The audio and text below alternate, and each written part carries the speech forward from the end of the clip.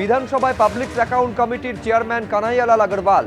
এই কমিটির চেয়ারম্যান করা হলো তাকে। বিধানসভায় পিএসসি চেয়ারম্যান ঋতব্রত তৃণমূলের কানাইয়ালাল আগরওয়াল।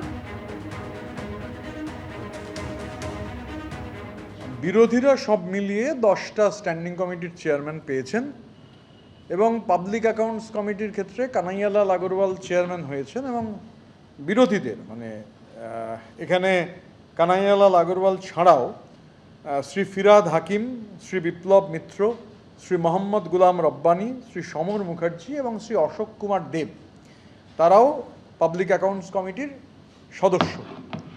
এবার পাবলিক অ্যাকাউন্টস কমিটি যদি বিধানসভার ইতিহাস দেখা যায়, সবসময়ই চেয়ারম্যান বিরোধীদের থাকার থেকে এসেছে। তো মাঝে এটা নিয়ে সমস্যা হয়েছিল, যেটা গণতন্ত্রের জন্য হেলদি নয়। মানে এখানে শুধু নয়, পাবলিক অ্যাকাউন্টস কমিটির চেয়ারম্যান পার্লামেন্টের ক্ষেত্রেও বিরোধীদের সবসময় চেয়ারম্যান থাকে। তো আনফর্চুনেটলি কোথাও সেই ট্র্যাডিশনে একটা ছেদ পড়েছিল পাবলিক অ্যাকাউন্টস কমিটির নিয়ে। আপনারা সবাই জানেন, আমি সেই ইতিহাসের মধ্যে যেতে চাইছি না। স্বাভাবিকভাবে এবারে যে পাবলিক অ্যাকাউন্টস কমিটির চেয়ারম্যান বিরোধীদের পাওয়ার কথা এবং বিরোধীরাই পেয়েছেন।